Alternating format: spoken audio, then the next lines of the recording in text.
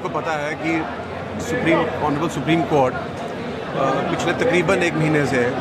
लगातार daily basis पे argument सुन रही थी with regard to article 370 abrogation. अब जिन पटिशनर्स ने वहाँ पर केस दायर किया था कि ये एब्रोगेशन गलत है और ये वापस से रिस्टोर होना चाहिए या ये एब्रोगेशन कॉन्स्टिट्यूशनली ठीक नहीं है, पटिशनर्स के आर्ग्यूमेंट के बाद रिस्पोंडेंट्स का भी जवाब जो है वो जाता है। तो रिस्पोंडेंट्स की तरफ से लीड लेते हैं सॉलिसिटर जनरल जो गवर्नमेंट ऑफ इंडिया को रिप्रेजेंट करते हैं और इस इशू पे उनका view first right of audience है। अटॉर्नी जनरल साहब ने भी बोला, बाकी सीनियर्स जो इंगेज थे, senior lawyers of the supreme court, उन्होंने भी अपना पक्ष रखा। मैं आपको ये याद दिलाऊं कि 2018 में हमारे जनरल हाउस का ये यूनानिमस फैसला था कि bar association Jammu being the nationalist body ये डिसाइड करती है उस रेजोल्यूशन में कि आर्टिकल 35A जहाँ पर जो डिबेट चल रही थी ऑलरेडी, जिसमें पिटिशंस फाइल हुई थी, कि वहाँ जाके ये इंटरवीनर बनेंगे और अपना पक्ष रखेंगे। अब जब 370 भी बीच में आया तो ये दोनों मैटर्स इकट्ठे हो गए और सारी पिटिशंस को सुप्रीम कोर्ट जो है वो एक बड़ी मैराथन हियरिंग में सुन रहा था। बार एसोसिएशन की जो इंटरवेंशन एप्लीकेशन थी उसमें अपेयरेंस के लिए बार की तरफ से मैं गया था। मेरी ड्यूटी थी being the representative elected of the bar association, और मैं शुक्रगुजार हूँ ऑनरेबल सुप्रीम कोर्ट का भी कि इतने रश के बावजूद जब ऑनरेबल सुप्रीम कोर्ट को ये पता लगा कि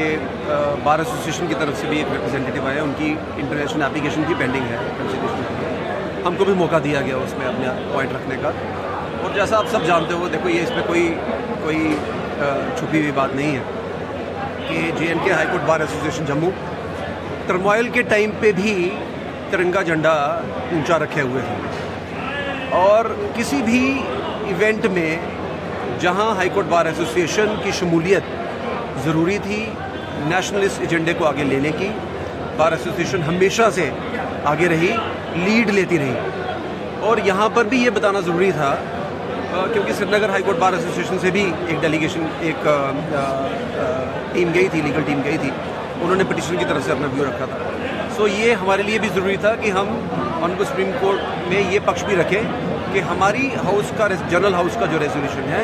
उसके अकॉर्डिंग हमारा क्या व्यू है, और वो हमने रखा।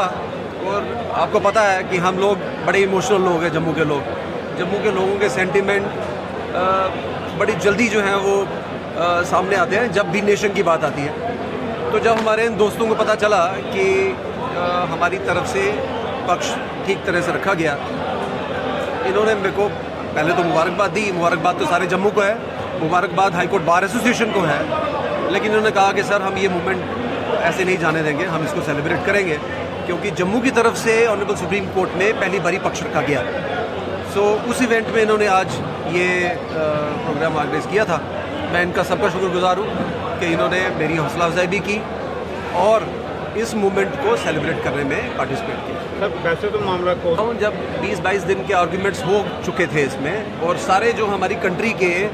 जो बिगेस्ट टॉलवार्ड्स हैं जो माने जाते हैं इस लीगल प्रोफेशन में, उन्होंने अपना व्यू रखा, इसकी कॉन्स्टिट्यूशनैलिटी के फेवर में भी रखा, कुछ ने उसके अगेंस्ट में भी रखा। उसके बाद जब हम इसको वीडियो कॉन्फ्रेंस के थ्रू यहाँ जम्मू से फॉलो कर रहे थे, तो मेरे को एक दो चीज़ें कुछ जो है वो बड़ी चुभी सी लगी कि रेफरेंडम की बात भी की किसी एक वकील साहब ने, मैं नाम नहीं लूँगा, अपनी डिबेट में जब वो अपना प्रेजेंट कर रहे थे, तो मैंने ये समझा कि मेरा फ़र्ज़ है कि कम से कम रेफरेंडम वाली बात जम्मू को कभी मंजूर नहीं है। जम्मू के लोग, रादर जम्मू कश्मीर के लोग, अब तो मैं ये भी कहूँगा कि जम्मू कश्मीर के लोग, जम्मू कश्मीर की आवाम पूरी तरह से भारत में इंटीग्रेटेड है। ये यूनियन फाइनल है, ये मैं आपको सेंटिमेंटली बता रहा हूँ। रही बात कोर्ट में, कोर्ट का डिसीजन अब रिजर्व्ड है, आर्ग्यूमेंट्स कंक्लूडेड है, अब डिसीजन का वेट करना है कि ऑनरेबल सुप्रीम कोर्ट इन सारे मैराथन आर्ग्यूमेंट्स को कैसे थ्रैश करती है और how does the grain can be separated from the chef.